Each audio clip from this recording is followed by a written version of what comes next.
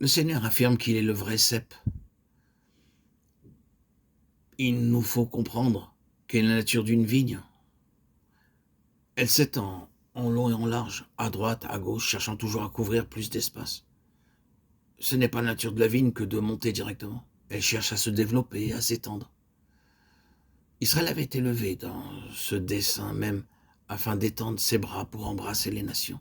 Je t'ai appelé pour apporter la lumière aux nations, Isaïe 42,6. C'est ce que nous dit la parole.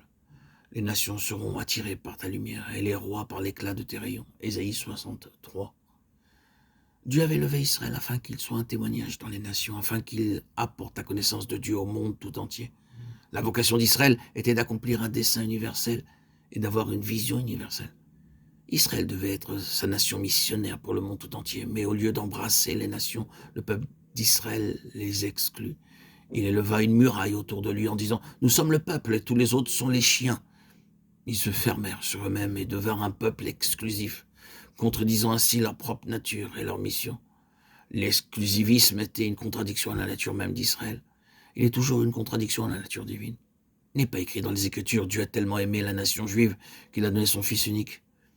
Il est écrit « Dieu a tellement aimé le monde », Jean 3,16.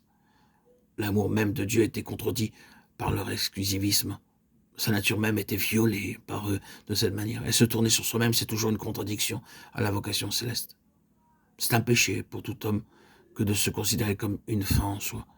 C'est la raison pour laquelle, dans l'ordre de la nature, lorsque la nature est normale, une famille se développe. Le Seigneur a établi cette loi dès le commencement de l'histoire humaine, lorsqu'il a dit à Noé et à ses fils, après le déluge, « Croissez, multipliez et remplissez la terre », Genèse 9, 1. C'était la nature même des choses selon la volonté de Dieu. Lorsque les choses sont normales, aucune vie n'est une fin en soi. Nous connaissons naturellement des exceptions, où il n'est pas possible de se développer, mais nous parlons ici du cours normal, dans la nature même des choses. Dieu veut que la vie soit une vie qui s'étende. Celui qui violera cette loi délibérément sera une fin en soi et péchera contre la loi de Dieu.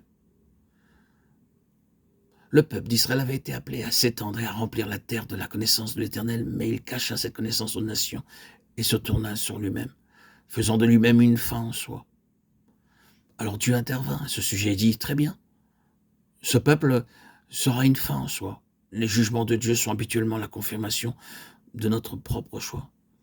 C'est ainsi qu'Israël viola sa nature de vigne. Au lieu de s'étendre dans le monde, il se contracta sur lui-même. Et c'est là une chose toujours fatale. Qu'en est-il du dessein?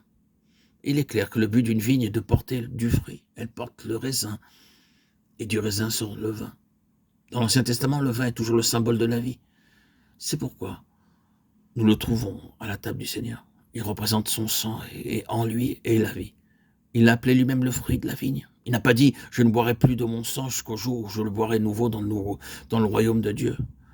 Ce qu'il a dit, ce fut « je ne boirai plus de ce fruit de la vigne jusqu'au jour où je le boirai nouveau dans le royaume de Dieu ». Marc 14, 25. Le raisin et le vin sont les symboles de la vie.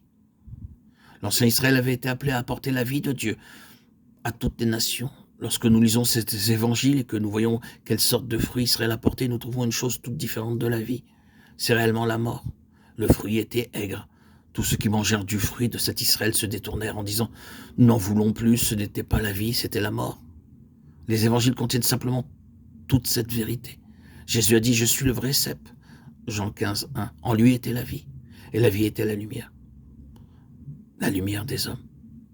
Jean 1, 4.